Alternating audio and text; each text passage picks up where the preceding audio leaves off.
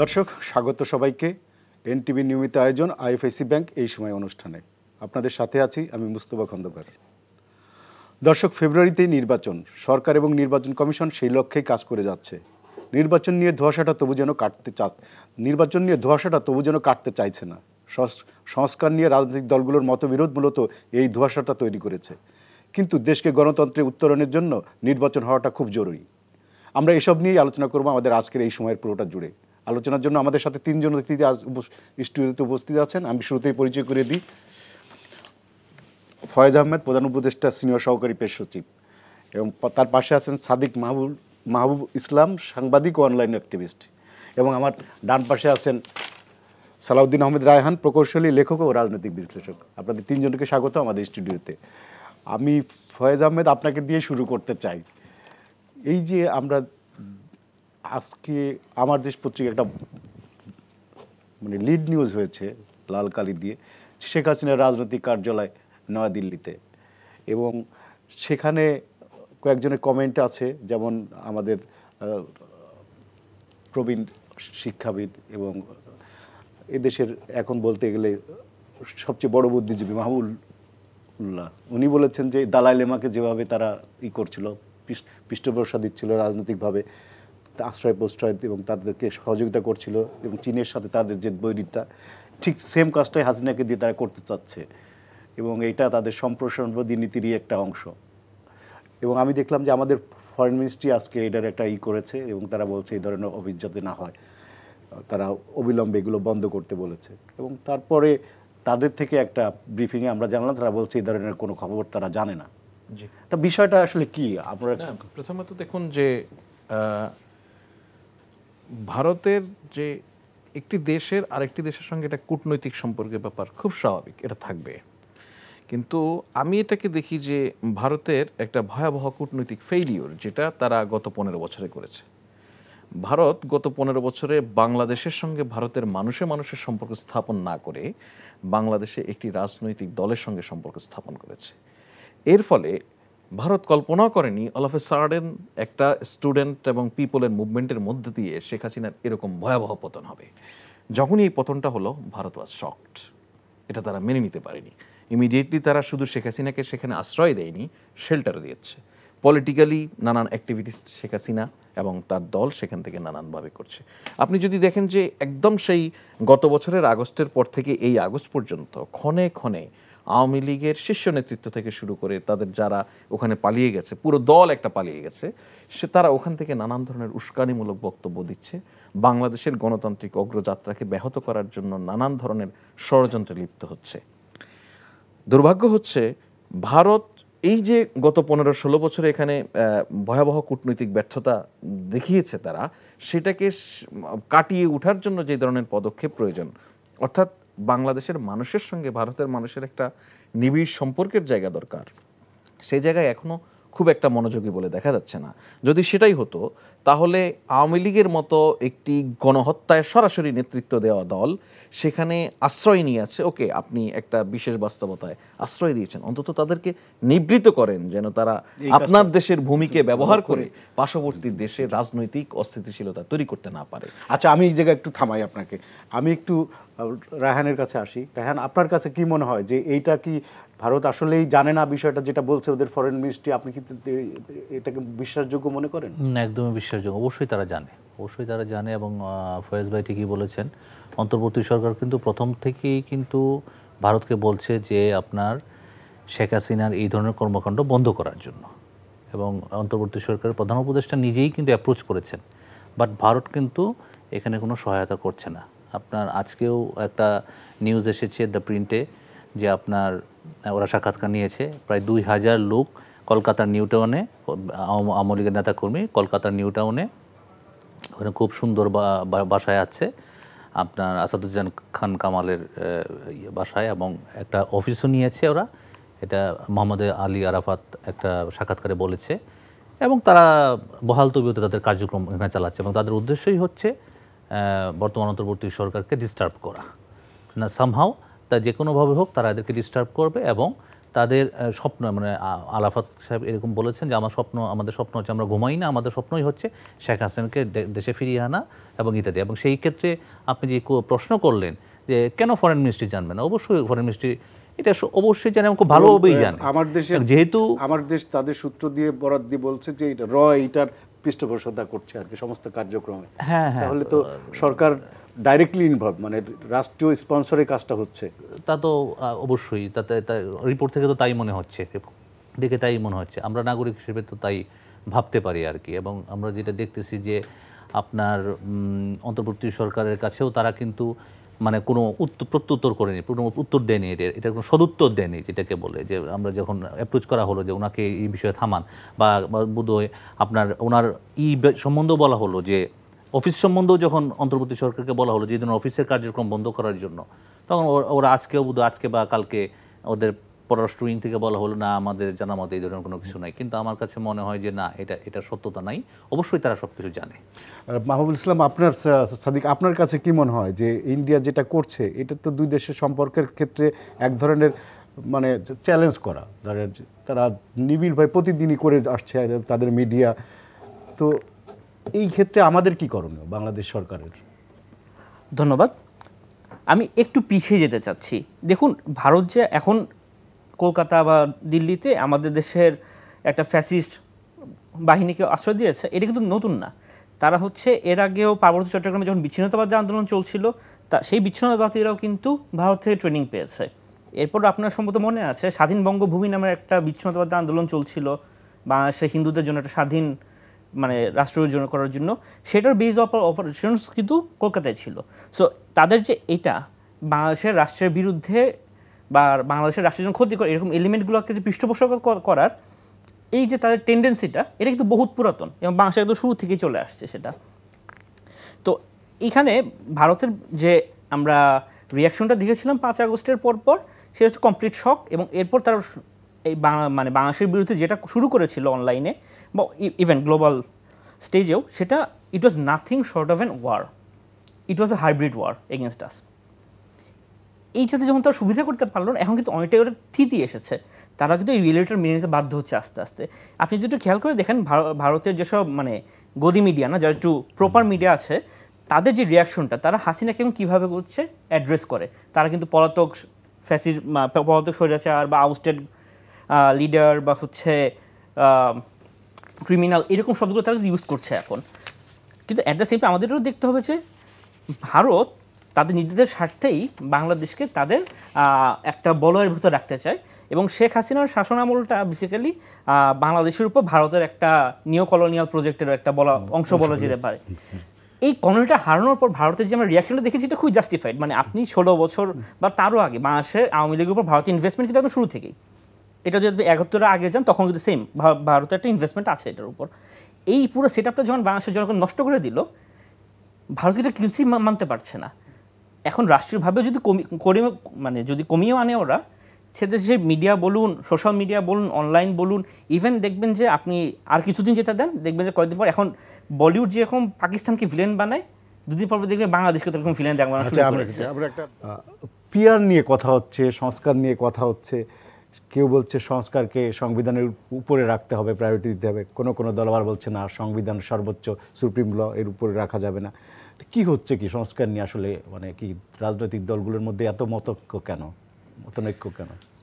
জি দেখুন, পিআর প্রথম মানে আপনি যদি পিআর ধরে আমি আসি, পিআরের মানে এটা খুবই ট্রু যে পিআর নিয়ে এক ধরনের আলোচনাটা এখানে যেটা হচ্ছে, সেটাকে আমাদের পলিটিক্যাল পার্টিগুলি কেউ বলছে যে এইটা একটা নতুন আলোচনা, এই আলোচনা এই বাংলাদেশে কখনো ছিল না। এটা সত্য নয়।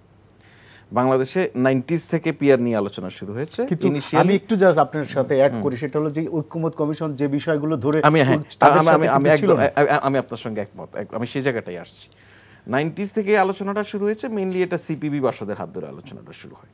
পরবর্তীতে আরও কিছু দলের মধ্যে স্প্রেড করে নানান সময় আলোচনা হয়েছে। এমনকি অত বিস্তারিত আর গেলাম না, এমনকি পিআর পদ্ধতির যারা ক্যাম্পেইনার ছিলেন এক সময়, এই মানুষগুলি কিন্তু এই নির্বাচন বিষয়ক যে সংস্কার কমিশন, সেই কমিশনের সদস্য ছিলেন। আচ্ছা, এই মানুষগুলি এখনকার যে বাংলাদেশের একটা ঐতিহাসিক রাজনৈতিক বাস্তবতা, একটা গণ অভ্যুত্থানের পর সেই বাস্তবতা বিবেচনায় পিআর পদ্ধতিটিকে এখানকার জন্য পারফেক্ট মনে করেননি। অতএব তারা তাদের যে রিপোর্ট সেখানে কোনো জায়গায় পিআর পদ্ধতিকে রিকমেন্ড করেননি। আমাদের জাতীয় ঐক্যমত্য কমিশনের এজেন্ডাতেও এটা আসেনি। এখন আমি আপনাকে আবার বলি, এই জাতীয় ঐক্যমত্য কমিশনের যেই বৈঠকটা আমরা এতদিন ধরে দেখলাম, বাংলাদেশের টেলিভিশনে লাইভ দেখালো, পুরো জাতি দেখলো, সবগুলি পলিটিক্যাল পার্টি একসঙ্গে বসে আলোচনা করছে। এই ধাপের আগেও কিন্তু এক দফা এই পলিটিক্যাল পার্টিগুলির সঙ্গে আলাদা আলাদা বসা হয়েছে। হ্যাঁ, সেই মিটিংগুলিতে কিন্তু কোনো পলিটিক্যাল পার্টি এসে পিআরটা প্রস্তাব করে নিজের এজেন্ডায় আসতে হবে। দ্যাটস ওয়াই আমাদের জাতীয় ঐক্যমত্য কমিশনের আলোচনায় এটা এজেন্ডাই নয়, পিআর পদ্ধতি এজেন্ডাই নয়। পিআর পদ্ধতিটা শুধুমাত্র এজেন্ডা হয়ে আসলো তখন যখন সংসদের উচ্চ কক্ষের নির্বাচন পদ্ধতিটা কিরকম হবে সেই ডিসকাশনে। সেখান থেকে আমি মনে করি যে আমাদের পলিটিক্যাল পার্টিগুলি সেই ডিসকাশনে নিজেদের মধ্যে একটা ঐক্যমত্য সৃষ্টি করতে না পারার আউটকাম হচ্ছে ময়দানে পিআরের দাবি। সুতরাং এটা এজেন্ডা যেমন নয়, আবার অন্য যে এজেন্ডাগুলি আছে সেই এজেন্ডাতে ছাড় দেয়া না দেওয়ার মানসিকতার উপরে অনেকটা এটা ময়দানে গড়িয়েছে বলে আমি মনে করি। এবং আমি বিশ্বাস করি যে পলিটিক্যাল পার্টিগুলি এই জায়গায় নিজেদের মধ্যে আন্ডারস্ট্যান্ডিং তৈরি করতে পারবেন। কেন পারবেন বলছি আমি, দেখুন পিআরের বিষয়ে সবচেয়ে বড় স্ট্রং পজিশন যদি নিয়ে থাকে একটি রাজনৈতিক দল, একাধিক রাজনৈতিক দলের পজিশন আছে, কিন্তু সবচেয়ে স্ট্রং যদি আমি বলি জামায়াত ইসলামীকে দেখি, তাহলে আপনি পিআর পদ্ধতির নির্বাচনের নর্মাল কনসেপ্ট হিসেবে যদি আমরা আমাদের ভূখণ্ডে এসে পিআর পদ্ধতির নতুন কোনো ফর্মুলা দাঁড় নাও করাই, এক্সিস্ট যেটা করে সেই পদ্ধতি অনুযায়ী কোনো ক্যান্ডিডেট থাকবে না কোনো আসনে সুনির্দিষ্টভাবে, তাই তো? কিন্তু জামাত ইতিমধ্যে তার 300 আসনের ক্যান্ডিডেট ঘোষণা করেছেন এবং সেই তাদের প্রতীকে নির্বাচন করবে, তারা ক্যাম্পেইনও চালাচ্ছেন, তাই না? সুতরাং এবং লেটেস্ট জামাতের একজন নেতার মুখে আমরা শুনলাম যে ওনারা বলেছেন তাদের দল নির্বাচনের জন্য যে কোনো সময়ে প্রস্তুত। অতএব ওই বিবেচনা থেকে আমি মনে করি জামাতের যেমন পিআর এর দাবি আছে, এক্সিস্টিং যে পদ্ধতি আছে সেই পদ্ধতিতে জামাতের প্রস্তুতি আছে। That is very good politics. আমার কাছে জামাত কি তার এটা এক ধরনের বার্গেনিং করছে? ডেফিনেটলি পলিটিক্সে বার্গেনিং থাকবে। এখন জামাতের একটা যদি অ্যাডামেন্ট হয়ে যায় কেউ, পলিটিক্সে অ্যাডামেন্ট হওয়ার কোনো জায়গা নেই। পলিটিক্সে অ্যাডামেন্ট এখানে আমাদের একজন ছিল, উনি এখানে দেশে নেই। তো এখন রাইট, সো এখন যদি কেউ অ্যাডামেন্ট হয়ে যায় এটা চাই এটা দিতেই হবে, পয়েন্ট অফ নো রিটার্ন হয়ে যায়, তাহলে কারোই কিন্তু আর কম্প্রোমাইজ করার জায়গা থাকে না। এটা গেল পিআর। আর সংস্কার বিষয়ে যেটা বলছেন, অর্থাৎ মৌলিক সংস্কার ইস্যুগুলিতে যেগুলিতে আমাদের দলগুলি খুবই ইতিবাচকভাবে ঐক্যমত্যের মধ্যে এসেছে, কিছু জায়গায় নোট অফ ডিসেন্ট আছে, এটা বাস্তবায়নের পদ্ধতিটা কি হবে সেটা নিয়ে আলাপ আলোচনা হচ্ছে। একটা পয়েন্টে বলা হচ্ছে এটা সংবিধানের উপরে স্থান দেওয়া হচ্ছে কিনা, ফাইন, সবগুলি আলোচনা হতে পারে। এই আলোচনা হতে পারে বলেই সময় রাখা হয়েছে এবং পলিটিক্যাল পার্টিগুলিতে প্রকাশ্য অপ্রকাশ্য আলোচনা কিন্তু এখনো চলছে। আমরা আশা করি, আমাদের অনেক সন্দেহ সংশয় ছিল, আমাদের অনেক দুশ্চিন্তা ছিল, কিন্তু দিন শেষে দেখুন সাকসেসফুলি আমরা কিন্তু ঐক্যমত্যে এই বিষয়গুলি নিয়ে এসেছি। আমরা 70 অনুচ্ছেদের কথা বলেন, বিচার বিভাগের পৃথকীকরণ করা বা বিচার বিভাগের সম্প্রসারণ করা, আমরা পার্লামেন্টের প্র্যাকটিসের কথা, সংবিধানে মানুষের মৌলিক অধিকারের ব্যাপার, অনেকগুলি মৌলিক ক্ষমতার ভারসাম্য, অনেকগুলি মৌলিক বিষয়ে কিন্তু আমরা একমত হয়েছি। আপনি কল্পনা করতে পারবেন না যে বিএনপির মতো দল এমন বিষয়ে ছাড় দিবে না, সেই জায়গায় বিএনপি ছাড় দিয়েছে। সুতরাং ছাড় দেওয়ার মানসিকতা সবাই দেখিয়েছে। আমরা বিশ্বাস করি ময়দানে যতই আলোচনা থাকুক না কেন, রাজনৈতিক দলগুলি নিজেদের পজিশন নিয়ে যতই শক্ত অবস্থান দেখান না কেন, আমরা এর আগেও দেখেছি ময়দানে খুব শক্ত অবস্থান দেখিয়েছেন, কিন্তু আলোচনার টেবিলে একে অন্যের প্রতি সম্মানবোধ ন্যূনতম ঘাটতি দেখাননি। এটা আমাদেরকে আশা যোগায়, এটা আমরা বিশ্বাস করি। আমরা এই ক্ষেত্রেও সফল হব, সকল অনিশ্চয়তা কেটে যাবে। এই জুলাই সনদ স্বাক্ষরিত হবে, জুলাই সনদ বাস্তবায়নের পদ্ধতি এই এক্সিস্টিং ক্রিয়াশীল গণতান্ত্রিক রাজনৈতিক দলগুলি ঠিক করে দিবে। কারণ সবাই জানে যে আমাদের মধ্যেকার দুর্বলতা, আমাদের মধ্যেকার দূরত্ব অন্যের জন্য সুযোগ সৃষ্টি করবে, সেটা নিশ্চয়ই কেউ করবে না। সালাউদ্দিন রায়হান, আপনার কাছে জামাত, মোটামুটি জামাত, এনসিপি কিছুটা, আর ইসলামী শাসনতন্ত্র, এই তিনটা দলের এজেন্ডা প্রায় একই। জামাত তো প্রকাশ্যে বলেছে পিআর ছাড়া নির্বাচনে যাবে না। কেউ কেউ বলছে যে এইটা হচ্ছে আপনার একটা রাজনীতিতে এক ধরনের কৌশল, তারা বার্গেনিং করছে, প্রেশার দিচ্ছে, আসলে আলটিমেটলি নির্বাচন ফেব্রুয়ারিতে হয়ে যাবে। এটা সরকারও যেমন অ্যাডামেন্ট যে নির্বাচন হবেই, সব প্রধান উপদেষ্টা তো বলেছেন, তার অন্যান্য উপদেষ্টারাও একই কথা বলছেন। তা আপনার কাছে কি মনে হয় যে জামাতের এইসব হুঙ্কার, এইসব হম্বিতম্বি কি আসলে কি কোনো প্রেশার ক্রিয়েট করার জন্য? আমি যেটা মনে করি যে প্রথমত অন্তর্বর্তী সরকার এখন নির্বাচনের ব্যাপারে খুব সিরিয়াস। কিছুদিন আগে যেটা ছিল যে ওরা একটা দ্বিধাদ্বন্দ্বে ছিল, কখন নির্বাচন হবে। এখন দেখবেন যে গতকালকেও আইন উপদেষ্টা বলেছেন যে আমাদের প্রধান উপদেষ্টা খুব আন্তর্জাতিক মানসম্পন্ন ব্যক্তি, উনি যেটা মুখ দিয়ে বের করেছেন অবশ্যই নির্বাচন ফেব্রুয়ারিতে হবে, ফেব্রুয়ারির পরে আমরা নির্বাচন থাকবো না, আমরা নির্বাচিত সরকারের কাছে ক্ষমতা হস্তান্তর করব।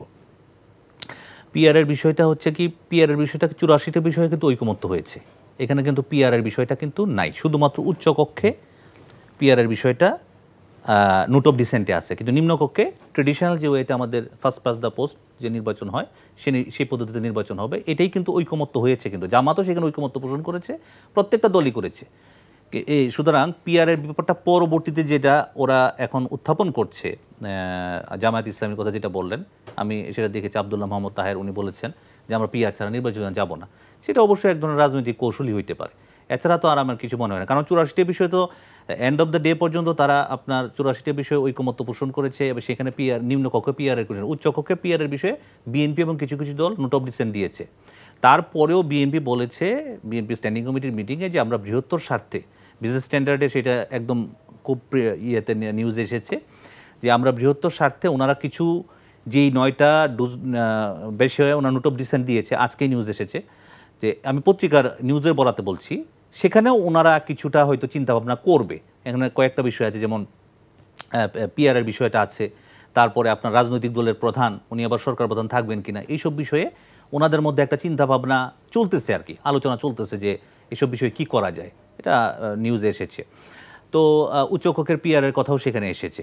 তো সেই আবার আর্মি ঐকমত্য কমিশনকে আসলে অনেক ধন্যবাদ দিতে চাই, কারণ হচ্ছে দেখেন, ঐকমত্য কমিশন প্রথম দিকে আপনার প্রায় 47টা মিটিং করেছে আপনার 19 মার্চ থেকে পর্যন্ত। তো আপনার তখন তারা প্রস্তাব গ্রহণ করলো, তারপরে 3 জুন থেকে 31 জুলাই পর্যন্ত, যখন যে মেইন আলোচনাটা হলো 20টা সংস্কার প্রস্তাব নিয়ে, সেখানে কিন্তু থেকে 11টা প্রস্তাবে কিন্তু প্রথমেই সবাই একমত হয়ে গেছে। আপনার বিচার বিভাগ পৃথকীকরণের কথা যেটা ভাই বললেন, সেটা হচ্ছে যে আপনার যে আমাদের এই প্রথম, আপনি দেখেন কত সিগনিফিকেন্ট, এই প্রথম হাইকোর্টের বেঞ্চ আপনার আমাদের বিভাগীয় পর্যায়ে থাকবে, হ্যাঁ, একক বা দুই, এবং উপজেলা লেভেলে অধস্তন আদালত কিন্তু স্থানান্তরিত হবে। এটা কিন্তু অনেক বড় একটা মানুষের যে বিচার পাওয়ার, যে মানুষের যে এই যে লম্বা একটা সময়, এটা কিন্তু নির্বাচন কমিশন, যেটি ইজ ভেরি ইম্পর্টেন্ট, নির্বাচন কমিশনে আপনার নিয়োগের ব্যাপারে একদম সম্পূর্ণ ঐকমত্য হয়েছে। তো আমরা শুধু অনৈক্যগুলা দেখি, কিন্তু ঐক্যগুলা দেখি না। তো আপনার আবার দেখেন যে জরুরি অবস্থা ঘোষণা করার সময় এখানেও কিন্তু ঐকমত্য হয়েছে। রাষ্ট্রপতি, আপনি যেটা বলেন, রাষ্ট্রপতি এবং প্রধানমন্ত্রীর ক্ষমতার ভারসাম্য, সেখানে রাষ্ট্রপতির নিয়োগ প্রক্রিয়া, রাষ্ট্রপতির আপনার কিছু কোন ইয়েতে আপনার কোন সংস্থাতে নিয়োগ করতে পারবেন, সেখানে বিএনপির 2-1টা বিষয়ে একটু দ্বিমত আছে। সেগুলো আমার মনে হয় ফর দ্য টাইম বিং নিজেরা আলোচনা করে, যেহেতু ঐকমত্য কমিশন আগামী সপ্তাহে আবার আলোচনায় বসবে রাজনৈতিক দলগুলোর সাথে, এখন তারা নিজেরা আলোচনা করছে, বিভিন্ন, যেমন অ্যাটর্নি জেনারেলের সাথে বসেছে, যেহেতু এটা আইনি কাঠামো চাচ্ছে রাজনৈতিক দলগুলো অনেকেই, এর মধ্যে জামায়াত ইসলামী আছে, তারা স্পেসিফিক্যালি বলেছে, এবং এনসিপি বলেছে যে আপনার তারা আপনার এই আইনি কাঠামো ছাড়া নির্বাচনে যাবে না। তো আইনি কাঠামোটাকে বলবৎ করার জন্য কিভাবে করা যায় সেটা নিয়ে কিন্তু তারা রাজনৈতিক দলগুলোর সাথে বসবে, এবং যেহেতু তারা বিএনপিকে ইঙ্গিত করেই বেশি কথা বলে, বিএনপি কিন্তু এই ব্যাপারে অনেক এগিয়ে এসেছে, প্রচুর এগিয়ে এসেছে। আপনি দেখেন প্রধানমন্ত্রীর যে টেনিউরটা, সেটা 10 বছর ওরা মেনে নিয়েছে। আপনি দেখেন এখন যাকে আমরা প্রধানমন্ত্রী হিসেবে সামনে চিন্তা করছি, তারেক রহমান, উনি কিন্তু 10 বছর, আল্লাহর রহমতে 10 বছর আপনার প্রধানমন্ত্রী থাকলেও, তারপরে উনি আরো অনেকদিন প্রধানমন্ত্রী হওয়ার বয়স ওনার থাকবে, আরো অনেক থাকতে পারবে। তারপরে কিন্তু উনি এটা কিন্তু বৃহত্তর স্বার্থে মেনে নিয়েছেন। দেখেন, আস্থা ভোট এবং অর্থ বিল ছাড়া অন্য সব বিষয়ে 70 অনুচ্ছেদ অনুযায়ী 70 অনুচ্ছেদের সংস্কারের কিন্তু আপনার বিএনপি মেনে নিয়েছে। এরকম সিরিজ অফ আপনার দেখবেন যে বিএনপি মেনে নিয়েছে, কিন্তু বিএনপি কিন্তু এখানে খুবই, এবং আরেকটা আপনি সিগনিফিক্যান্ট কথা বলি, আমার তাৎপর্যপূর্ণ, যেটা আপনারা সবাই লক্ষ্য করবেন, সে আপনার বিএনপি শুধুমাত্র একমাত্র দল যে ঐকমত্য কমিশন একটা স্পেশালাইজড টিম পাঠিয়েছে সালাউদ্দিন আমাদের নেতৃত্বে, সবসময় তারাই কিন্তু এই জিনিসটাকে আপনার কন্টিনিউ করেছে। কিন্তু অন্যান্য প্রত্যেক দল দেখবেন একবার একজন গিয়েছে, তার মানে BNP was serious enough about the issue. তারা কিন্তু প্রচণ্ড পরিমাণে এই ব্যাপারটাতে সিরিয়াস ছিল, এবং তারা কিন্তু খুব আন্তরিক ছিল আমি মনে করি, এবং আন্তরিকতা আছে বলে এখনো পর্যন্ত তারা যখন জুলাই সনদ একটা খসড়া 27 পৃষ্ঠার একটা খসড়া কিন্তু প্রত্যেকটা রাজনৈতিক দলকে দেওয়া হয়েছে, সেই 27 পৃষ্ঠার খসড়া তারা পড়েছে, তারা স্ট্যান্ডিং কমিটির মিটিং করেছে, এবং সেই অনুযায়ী তারা একটা প্রস্তাবনা অলরেডি রেডি করেছে, মেবি আজকে রাত্রে মেবি তারা এটা দিয়ে দিবে ইয়েকে আপনার দিয়ে দিয়েছে। এখন সেখানে কি আছে সেটা আমরা জানি, সেটা হয়তো আগামীকাল বা পরশুদিন পাবলিক হবে। এবং ঐকমত্য কমিশনও কিন্তু আপনার যথেষ্ট ধৈর্যের সাথে এক একটা বিষয় নিয়ে প্রত্যেকের সাথে, আপনার দেখেন 4 সকাল থেকে শুরু করে বিকাল পর্যন্ত, এটা কিন্তু বাংলাদেশের ইতিহাসে, এই 54 বছরের ইতিহাসে কিন্তু প্রথম যে এই ধরনের একটা জাতীয় জুলাই সনদ হবে। এবং বিএনপি আন্তরিক বলি, বিএনপি কিন্তু এখন সবচেয়ে মেজর স্টেক হোল্ডার বাংলাদেশে, রাজনৈতিক দল হিসেবে সবচেয়ে বড়, সুতরাং তারা কিন্তু আন্তরিকতা দেখাচ্ছে। এখন এখানে আমি একটু যোগ করতে চাই, সেটা হচ্ছে যে অন্যান্য যে অপর রাজনৈতিক দল 3 জনের কথা আপনি বললেন, তারা কিন্তু একসঙ্গে কথা বলছে। নির্বাচনটাকে সঠিকভাবে হওয়ার জন্য তাদেরকেও প্রয়োজন, তাদেরকেও কিন্তু আন্তরিকতা দেখাতে হবে, সমপরিমাণ আন্তরিকতা দেখাতে হবে। হ্যাঁ, তাদেরকেও এখন এনসিপির অনেকে বলে আমরা তো আস্থা পাই না, বিশ্বাস পাই না।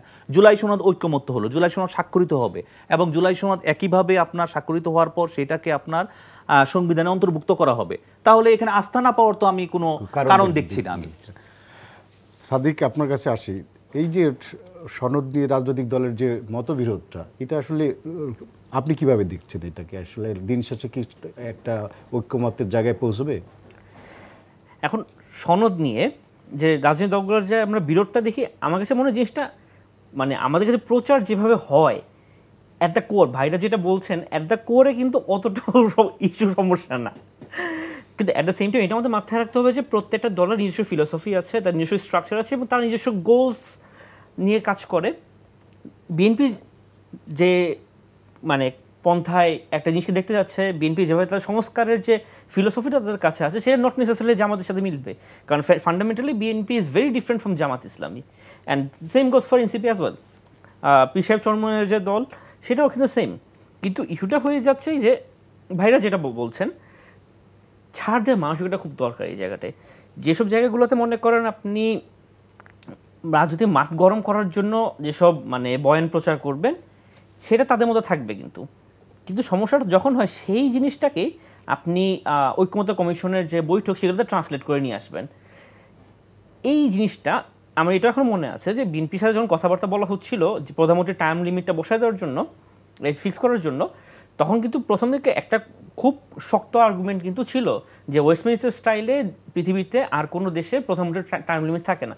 অ্যান্ড ইট ইজ ট্রু, আপনার দেশে যদি একটা শক্তিশালী ডেমোক্রেটিক ইনস্টিটিউশন থাকে, আপনার যদি যথেষ্ট চেক অ্যান্ড ব্যালেন্সেস থাকে, তাহলে কিন্তু এইটার দরকার পড়বে না আপনার, কারণ আপনার রেগুলার ভোট, আপনার ইনস্টিটিউশনস এবং আপনার যে সাংবিধানিক যে আদার্স যে অবকাঠামো, সেটা কিন্তু চেক অ্যান্ড ব্যালেন্স করে আপনাকে একটা কন্ট্রোলের মধ্যে রাখবে।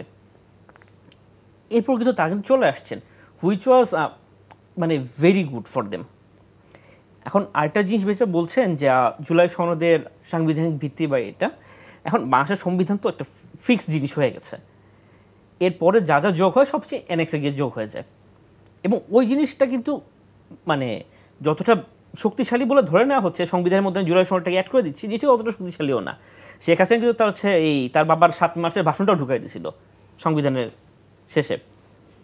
যেটা দরকার সেটা হচ্ছে যে রাজনৈতিক দলগুলোর মধ্যে একটা পারস্পরিক আন্ডারস্ট্যান্ডিং থাকা দরকার যে এই সার্টেন লাইনগুলো আমরা ক্রস করব না। হ্যাঁ ঠিক আছে, আমি হচ্ছে 2 পা গেলে তোমাকে 2 পা আগে আসতে হবে, এবং অ্যাট দ্য ভেরি কোর ফেব্রুয়ারিতে ইলেকশন হতে দেবো না, এই টাইপের বক্তব্য দেওয়া যাবে না সবার আগে, কারণ এটা খুব ডিমিনিং কথাবার্তা। ডেমোক্রেসির জন্য আমাদের সবার আগে এইটাই এনশিওর করতে হবে রেগুলার ইলেকশনটা হয়, রেগুলার ইলেকশন না হলে শেখ হাসিনার মতো একটা মনস্টার তৈরি হয়। তো এই যে রাজনৈতিক দলগুলো, আশা করছি নেক্সট রাউন্ডে যখন আলোচনা শুরু হবে অনেক হিসাব হচ্ছে আমাদের কাছে ক্লিয়ার হয়ে যাবে, এবং সমঝোতা আরও ভালোভাবে দেখতে পাবো আমরা, এবং ইনশাল্লাহ ফেব্রুয়ারিতে আমরা সুন্দর একটা ইলেকশন দেখতে পাবো ডক্টর মোহাম্মদ ইউনূস যেটা আমাদের কাছে অঙ্গীকার করেছেন সেই হিসাবে। ফয়েজ, আমি আপনার কাছে আসি, সেটা হচ্ছে আমরা রিসেন্টলি দেখলাম যে রাষ্ট্রপতির ছবি নামানো নিয়ে বিভিন্ন জায়গায় কথাবার্তা হচ্ছে, বিভিন্ন বিষয়ে আপনারা মানে সরকার নির্দেশ দিয়েছে, কিন্তু রাষ্ট্রপতি তো বহাল আছে, 1 বছর পরে এসে তার ছবি নামানোর এই যে বিষয়টা লোকজনের মধ্যে এক ধরনের চাঞ্চল্য সৃষ্টি হয়েছে, তাহলে কি রাষ্ট্রপতি থাকছে না? আসলে কি ব্যাপারটা কি, এটা কি কেন এরকম হলো? না ঠিক আছে, এখানে মানে আমি জাস্ট এটা এক ধরনের ক্লারিফিকেশনের মতো করেই আপনাকে বলি যে 1 বছরের পরে এসে রাষ্ট্রপতির ছবি সরানো হচ্ছে, বিষয়টা এরকম নয়।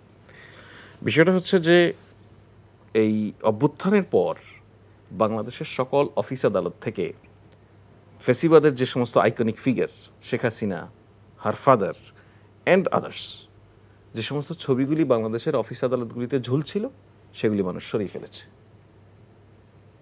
এবং যেটা সহোদ্যোগে সরিয়েছে, সহোদ্যোগে সরিয়েছে। আপনাদের কোনো সার্কুলার আছে গভর্নমেন্টের? আপনার কি না কোনো সার্কুলার নেই? আপনার কি মনে আছে যে আন্দোলনের সময় জাহাঙ্গীরনগর ইউনিভার্সিটির একজন সাহসী শিক্ষিকা পুরো দেশকে একটা সাহস জুগিয়েছেন শেখ হাসিনার ছবি সরিয়ে দিয়ে?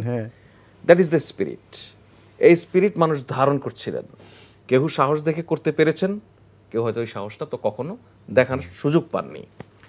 হোয়াটএভার, যখন ছবিগুলি সরে যায় তখন কি আপনার আরেকটা ছবি সেখানে তো রিপ্লেস হওয়ার সুযোগ ছিল। প্রধানমন্ত্রী বা চিফ অ্যাডভাইজারের দায়িত্ব যিনি নিয়েছেন তার ছবি ওখানে রিপ্লেস হতেই পারত, কিন্তু সরকার শুরু থেকেই একটা নো পোর্ট্রেট পলিসিতে চলে গেল। আপনি এবং একই সঙ্গে খেয়াল করবেন যে প্রফেসর ইউনূস দায়িত্ব গ্রহণের পরে বিভিন্ন জায়গায় যে সমস্ত বিভিন্ন রোড গার্ড বা ব্রিজ উদ্বোধন হয়েছে, কোথাও কিন্তু উনি ওনার নাম ব্যবহার করেননি, বলে লিখেছেন শুধু শুভ উদ্বোধন। এই কে উদ্বোধন করেছেন এটা কিন্তু লিখে দেননি, নাম ফলক নেই কোথাও। একইভাবে আপনি ওনার ছবিও কিন্তু কোনো অফিস আদালতে টানানো হয়নি, এমনকি প্রধান উপদেষ্টার কার্যালয়েও না।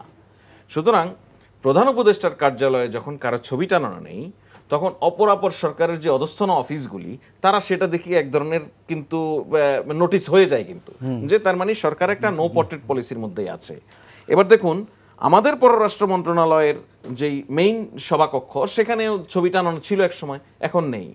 আমাদের ফরেন মিশনগুলি যখন পররাষ্ট্র মন্ত্রণালয়ের সঙ্গে বিভিন্ন সময় ভার্চুয়ালি মিটিং করে, তখন তারা দেখতে পায় কিন্তু এই ফ্রেমে এক সময় ছবি ঝুলানো ছিল, এখন নেই। এটা কিন্তু 8 আগস্টের পর থেকেই সরিয়ে নেওয়া শুরু হয়েছে।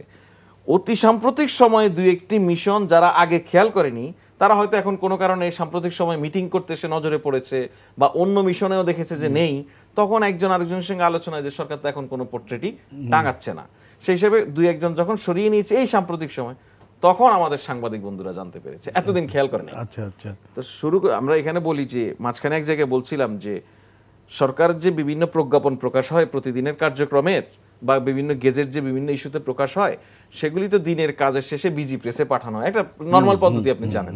বিজি প্রেসে পাঠানো হয়, বিজি প্রেস সারা রাত ধরে কাজ করতে থাকে, প্রকাশ হয়, আর সরকারের ওই যে একটা বিজি প্রেসের ওয়েবসাইট আছে সেখানেও একই সঙ্গে প্রকাশিত হতে থাকে। তো আমি যদি এখন রাতের প্রায় 12টা তো বেজে গেছে মনে হয়, আমরা যদি 12টায় প্রবেশ করি ওই বিজি প্রেসের ওয়েবসাইটে আর আজকে দিনের একটা প্রজ্ঞাপন পাই, তারপর আমি এত রাতে এটা প্রকাশ করলো কেন? বিষয়টা অনেকটা এরকম। আপনি জেনেছি পরে, আমাদের সাংবাদিক বন্ধুরা জেনেছে পরে যে মিশনগুলিতে কোনো ছবি নেই, এটা নতুন করে কিছু সরানো হয়নি। আর এই ছবি সরানোর মধ্য দিয়ে রাষ্ট্রপতি সরিয়ে দেওয়ার কোনো, রাষ্ট্রপতি যদি সরে যায় উনি সরার পরে ছবি সরবে, ছবি সরিয়ে তো ওনাকে সরানোর কোনো মানে হয় না। কিন্তু আমরা তো শেখ মুজিবের ছবি কিন্তু দেখছি বিভিন্ন জায়গায় আছে, তার কি ওইটার ব্যাপারে আপনাদের কোনো সিদ্ধান্ত? বিভিন্ন জায়গায় আছে, মানে দেখুন প্রথমত হচ্ছে যে কারো ছবি টানিয়ে রাখার ক্ষেত্রে সরকারের দিক থেকে সুনির্দিষ্ট কোনো বক্তব্য নেই, কিন্তু দু একটি জায়গায় থাকতে পারে, আমি ঠিক জানি না এটা কোথায় আছে। এই ছবি তো থাকার কথা না আর কি আমার যদ্দূর জানা মতে, তারপরে যদি কোনো জায়গায় থাকে, কোনো জায়গায় আসে, ওই সংশ্লিষ্ট যে দপ্তর টানিয়ে রেখেছে তারা যদি তাদের সিদ্ধান্ত নেয় রাখবে, না রাখবে না, এটাই বিষয়। কারো ছবি টানানোর মধ্য দিয়েই বা না টানানোর মধ্য দিয়ে কিছু যায় আসে না। আমরা এখানে অনেস্টলি যদি বলি, বাংলাদেশে একটা দীর্ঘদিন থেকে যে কাল্ট গড়ে ওঠা হয়েছিল বিভিন্ন ব্যক্তির নামে, ব্যক্তির বন্তনায়, সেই কাল্টগুলি একে একে ভেঙে গেছে। সুতরাং শেখ মুজিবুর রহমানকে বলেন বা শেখ হাসিনাকে বলেন বা যাকেই বলেন, ভবিষ্যতের প্রজন্ম, ভবিষ্যতের মানুষ মূল্যায়ন করবে শুধুমাত্র তার কাজ দিয়ে। আরেকজনের তৈরি করে দেওয়া বছরের পর বছরের ন্যারেটিভ, এগুলি আর মানুষ গিলবে না। সুতরাং শেখ মুজিবের অতি সাম্প্রতিক সময় আপনি দেখুন আলোচনা এসেছে ৭৪-এর দুর্ভিক্ষের সময় তার ভূমিকা, বা তার শাসনামলে হাজার হাজার মানুষকে হত্যা করার ঘটনা, এগুলি আসবেই। ইতিহাসকে কেউই চাপা দিয়ে রাখতে পারে না, এবং ইতিহাসের বৈজ্ঞানিক প্রক্রিয়া হচ্ছে ইতিহাস ঘটে যাওয়ার অনেক সময় পর প্রকৃতি ইতিহাস বের হতে শুরু করে।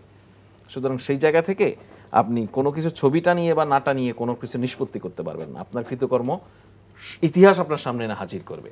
যেমনটি আপনি শেখ হাসিনা এখন অনেক কিছু ঢেকে দেওয়ার চেষ্টা করছেন, উনি অনেক কিছুকে, এই অভ্যুত্থানকে নানানভাবে জঙ্গিবাদ বলে চালানোর চেষ্টা করছেন।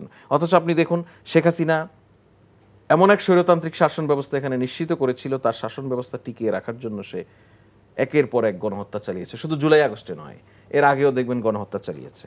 সে আয়নাগর প্রতিষ্ঠা করেছে এখানে। এখনো আপনি যদি সেই শেখ হাসিনার দল আওয়ামী লীগকে রাজনৈতিক দল হিসেবে বলতে চান, তাহলে রাজনীতি সম্পর্কে আমাদের মূল্যায়নটা অত্যন্ত নেতিবাচক হয়ে যাবে। রাজনীতি মানে মানুষের অধিকার প্রতিষ্ঠা করা, রাজনীতি মানে মানুষকে হত্যা করে নদীতে ভাসিয়ে দেওয়া নয়, রাজনীতি মানে মানুষকে আয়নাঘরগুলি, আমি জানি না আপনারা হয়তো ভিডিওতে দেখেছেন, আমার সরাসরি দেখার সুযোগ হয়েছে, এটা মানে কবরেও এর থেকে বেশি জায়গা থাকে। একটা মানুষ মাসের পর মাস, বছরের পর বছর ঘুমিয়েছে যেখানে তার পা পুরোটা ওপেন করে ঘুমাতে পারেনি, ওর মধ্যেই তার টয়লেট, মানে ওর মধ্যেই তার খাওয়ার পানি সব কিছুর ব্যবস্থা করে রেখেছে। অতএব দুনিয়ার মধ্যেই শেখ হাসিনা কিছু মানুষের জন্য জাহান্নাম তৈরি করে রেখেছিল। তো শেখ হাসিনার আসলে এগুলি যদি সে না পালিয়ে যেত তাহলে এগুলি প্রত্যক্ষ করে। এখানে আমি প্রসঙ্গক্রমে আপনাকে বলি, দেখুন বিমস্টেকের যে সম্মেলন হয়েছিল সেখানে মাননীয় প্রধান উপদেষ্টার সঙ্গে ভারতের মাননীয় প্রধানমন্ত্রী নরেন্দ্র মোদীর একটি সাক্ষাৎ হয়েছিল। সে জায়গায় কিন্তু প্রধান উপদেষ্টা প্রফেসর ইউনূস সরাসরি বলেছেন যে আপনার ওখানে সে আশ্রয় দিয়েছেন ফাইন, কিন্তু ওনাকে আপনি থামতে বলুন। উনি ইন্টারনেট ব্যবহার করার মধ্য দিয়ে বাংলাদেশে প্রতিনিয়ত সংঘাত সহিংসতা তৈরি করার চেষ্টা করছে। তখন ভারতের প্রধানমন্ত্রী রিপ্লাই দিয়েছে যে ওনারা এটাকে মানে কোনো বিধিনিষেধ আরোপ করতে পারেন না নেট ব্যবহারের ক্ষেত্রে। ফাইন, মানলাম, কিন্তু এখন তো আপনার ভূখণ্ড ব্যবহার করে আরেক দেশে সংঘাত সহিংসতা, দেখুন বাংলাদেশে যদি সংঘাত সহিংসতা তৈরি হয় কোনো কারণে, বাংলাদেশের 3 পাশ ঘিরে আছে ভারত, এটা তো ভারতের জন্য ক্ষতিকর। নিজের স্বার্থেই তো সে আওয়ামী লীগের মতো সন্ত্রাসীকে ওখানে রেখেছে, দমন করা উচিত। আর যদি তারা বলে যে আমরা জানি না, দেখুন তো আমাদের এখানে যে রোহিঙ্গা আছে, বা আপনি যদি কোনো এক জায়গায় বিদেশি কোনো মানুষকে কোনো কারণে আশ্রয় দিয়ে রাখেন, আপনার তো বাংলাদেশের মতো দেশ, যেটা আমার ভারতের মতো বিশাল বড় দেশ নয়, এই দেশই তো সবকিছুর খোঁজ খবর রাখে যে, বা একজন ফরেন ন্যাশনাল যদি আমার এখানে কোনো কারণে ঢুকে, ব্যবসায়িক কারণে হোক, ট্রাভেলের কারণে হোক, এভরি স্টেপস তো মনিটর হয়, এটা নিয়ম, সারা দুনিয়াই তাই করে। সুতরাং আপনি এখানে 1000-20 লোক, যেটা রিপোর্ট হয়েছে বিভিন্ন জায়গায়, এরকম লোক যারা সরাসরি হত্যার সঙ্গে জড়িত, যারা জঙ্গি বেসিক্যালি, এরা মানুষ মেরে এখান থেকে ওখানে পালিয়ে অবস্থান করছে, এই মানুষগুলিকে জায়গা দিয়ে রেখেছেন। আপনি জানেন না এরা কি করে না করে। ডেফিনেটলি আপনার ফোর্সেস, আপনার intelligence are very much aware about their activities. সুতরাং আপনার ভারতের মোটেও উচিত হবে না কোনো সন্ত্রাসীকে তাদের ভূখণ্ড ব্যবহার করতে দেওয়ার। সালাউদ্দিন রায়হান, এই যে ভারত যে বাংলাদেশের যে পতিত ফ্যাসিস্ট দল আওয়ামী লীগের নেতা কর্মীদেরকে আশ্রয় দিচ্ছে, এবং সবচেয়ে বড় কথা হচ্ছে যে এত বড় একটা গণহত্যা চালালো জুলাই জুড়ে, তার জন্য তাদের কোনো অনুশোচনা নাই, এবং তাদেরকে আবার নির্বাচন দেওয়ার অংশগ্রহণের জন্য অনেকে নানা রকম ন্যারেটিভ তৈরি করছে, ডোয়ার তৈরি করছে সামনে, ভোটার টার্ন আউট, এবং আওয়ামী লীগের 20% ভোট আছে। আপনার কাছে মনে হয় কি যে দলের কোনো অনুশোচনা নাই, এত বড় একটা মাস কিলিং করার পরও তাদেরকে কিভাবে রাজনৈতিক দল বলা যায়, কিংবা কিভাবে তাদের ভোটের ফেরানোর চিন্তা করে মানুষ, এটা কি? না, আওয়ামী লীগ তো আসলে কোনো সময় ওইরকমভাবে রাজনৈতিক দল ছিল না। তাদের ফ্যাসিজমের সেই আপনার 72 সাল থেকেই শুরু হয়েছে। কারণ 74 সালে যখন আপনার 4র্থ সংশোধনী করলো, বাকশাল তৈরি করলো, তখন থেকেই শুরু হয়েছে, এবং তারপর দীর্ঘদিন তারা ক্ষমতার বাইরে ছিল। সামহাও তারা 96 সালে এসে আবার করেছে। তো তাদেরকে কখনোই রাজনৈতিক দল বলা যায় না। আর ভারত সবসময় আওয়ামী লীগকে পেট্রোনাইজ করেছে, সব সময়, এটা এখন বলে না, সব সময় তাদের একটা মানে সফট কর্নার বা বলেন, সবসময় তারা তাদের একটা সেফ জোন মনে করেছে আওয়ামী লীগকে। কারণ আওয়ামী লীগ, কারণ জিয়াউর রহমানের একটা কথা ছিল, ভারতকে ভারতের বন্ধুত্ব মানি, ভারতের আধিপত্যবাদ মানি না। ভারত ছিল এই ভূখণ্ডে একটা আধিপত্যবাদ বজায় রাখার জন্য তার একটা চিন্তাভাবনা, সেই আধিপত্যবাদে তাকে সহায়তা করা মূল অস্ত্র ছিল আওয়ামী লীগ। সুতরাং আওয়ামী লীগের ব্যাপারে তারা তো এখন বেশ একটু সফট থাকবেই স্বাভাবিক, এবং তাকে সবচেয়ে বেশি সহায়তাই করেছে শেখ হাসিনা, কারণ সে দীর্ঘ সময় বাংলাদেশের রাষ্ট্র ক্ষমতায় জোর করে জবরদস্তি করে সে রাষ্ট্র ক্ষমতায় ছিল।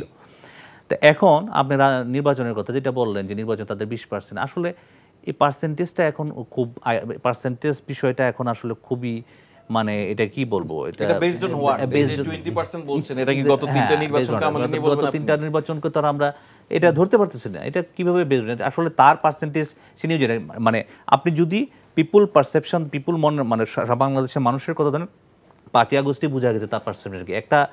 একটা দল, বাংলাদেশের ইতিহাসে একটা দল পুরোপুরি তার সংসদ, জাতীয় সংসদের সংসদ সদস্য সহ, তার মন্ত্রিসভা সহ, সে নিজে, তার আত্মীয় স্বজন সহ পুরো দলটা পালিয়ে গেছে। এবং আপনি একটা জিনিস লক্ষ্য করে দেখবেন, তাপসের সাথে আপনার শেখ হাসিনার একটা ভয়েস লিক হয়েছিল, সেখানে তাপস বলতেছে যে আমি তো জিও নেই, মানে গভর্নমেন্ট অর্ডার নিতে হয় বাইরে যাওয়ার জন্য, তো আপনি কি কাউকে বলে দিবেন কিনা? তো শেখ হাসিনা এতটাই কাঁপতেছিল তখন, সে বলছে না আমার লোকে বলে দিবে, আমি কথা বলবো না, মানে ওই ইমিগ্রেশন অফিসারের সাথে।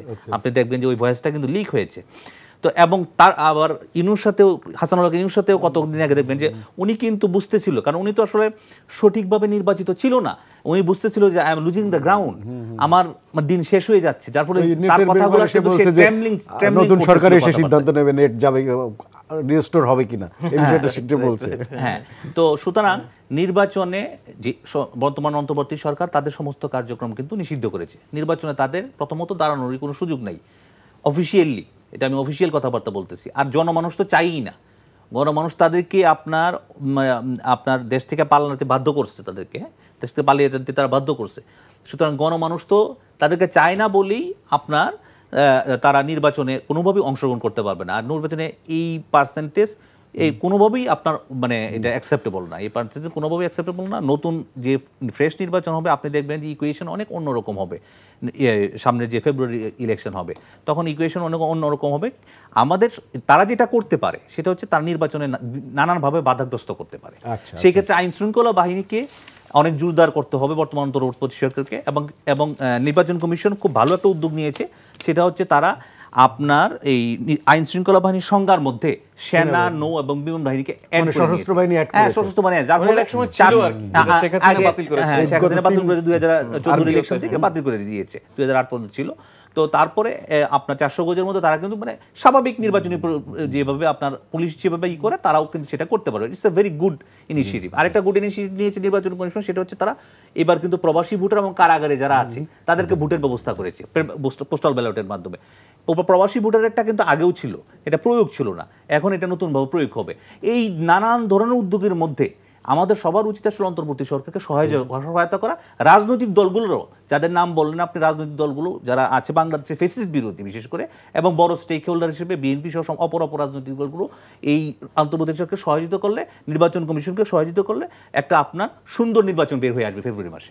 আমি আপনাকে একটা জিনিস একটু যোগ করি, একটা মিনিট সময় নিব। সেটা হচ্ছে যে আপনি যেটা বলেছিলেন যে একটা গ্রুপ নানানভাবে সক্রিয়তা দেখাচ্ছে যে আওয়ামী লীগকে নির্বাচনে অংশগ্রহণ, ধরুন সরকার ওয়েলকাম করলো, আওয়ামী লীগ যদি নির্বাচন করতে চায় ওয়েলকাম করলো, আসুক শেখ হাসিনা, এসে তাকে তো আদালত মোকাবেলা করতে হবে, আদালতে যাক, তার যে কার্যক্রমের উপর সরিয়ে নেক, তাকে তারা আসুক, ফেস করুক। এখন যদি নির্বাচন কমিশন থেকে আওয়ামী লীগকে একটা চিঠি দিতে চায়, কোথায় দিবে? আপনি পুরো গোষ্ঠী নিয়ে ইমাম পুরোহিত সব নিয়ে পালিয়েছেন, আর এখানে আপনি কিছু লোককে রেখেছেন এখন আপনার পক্ষে ক্যাম্পেইন করছে। কেন করছে এটা বুঝতে পারছেন না, এটা কার জঙ্গির পক্ষে অবস্থান নিচ্ছে একটা। সুতরাং আগে আওয়ামী লীগকে পবিত্র হওয়ার সুযোগ দেন। আপনারা যারা আওয়ামী লীগকে নির্বাচনের জন্য ক্যাম্পেইন করছেন সুযোগ দেওয়ার, তাদের কাছে অনুরোধ আওয়ামী লীগকে একটু পবিত্র হওয়ার জন্য ক্যাম্পেইনটা করেন, তাদেরকে বুঝান, নিয়ে আসেন। আমার হাতে সময় 1 মিনিটে তুমি যদি কিছু বলো সাদিক, যে এই যে আওয়ামী লীগকে নিয়ে এত কথা হচ্ছে এবং আওয়ামী লীগের পক্ষেও কিছু কিছু লোকজন নতুন করে কথা বলছে, এইটা কেন? মানে তাদের কি কোনো বিন্দুমাত্র রিয়েলাইজেশন হয় যে এত বড় একটা ঘটনা ঘটলো, তাদের তো জাতির কাছে ক্ষমা চাওয়া উচিত, কিন্তু তারা সেদিকে না যেয়ে তারা এটার পুরো ডিনায়াল একটা বিষয়ে চলে যাচ্ছে।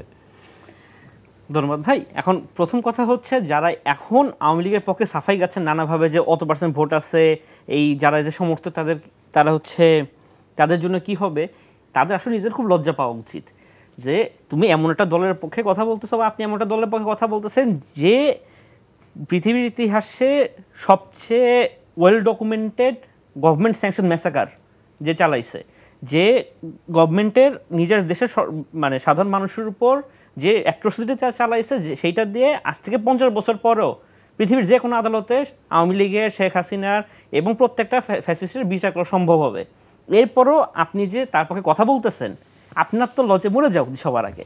দ্বিতীয় কথা হচ্ছে যারা আওয়ামী লীগ যারা এখনও দাবি করছেন যে তাদের নির্বাচনে অংশগ্রহণ করার সুযোগ দেওয়া উচিত বা কোনো একভাবে রিফর্মভাবে আসা উচিত, আপনার থেকে বিচার করতে হবে। দেখেন, কোনো গণহত্যা, কোনো ম্যাসাকারের আসলে ক্ষমা চাওয়া বলে কিছু থাকে না, থাকে হচ্ছে বিচার।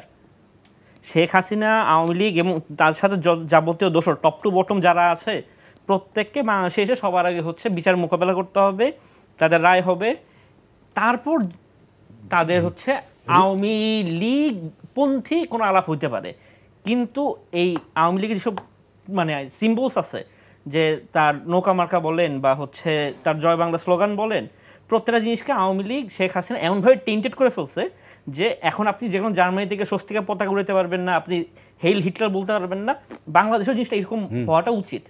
এটা যারা এখনো অনুশোচনার মতো আসতে পারতেছে না, যারা এখনো আওয়ামী লীগকে চাইতেছে, তারা আসলে কি বলবো, আল্লাহ তাদের অন্তরে মোহর মেরে দিচ্ছেন এবং এইটার পর আসলে আর কোনো কথা বলা চলে না। আচ্ছা, আমাদের হাতে আর সময়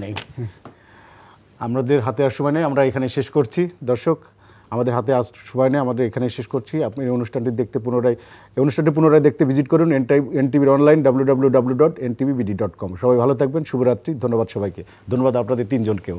ধন্যবাদ।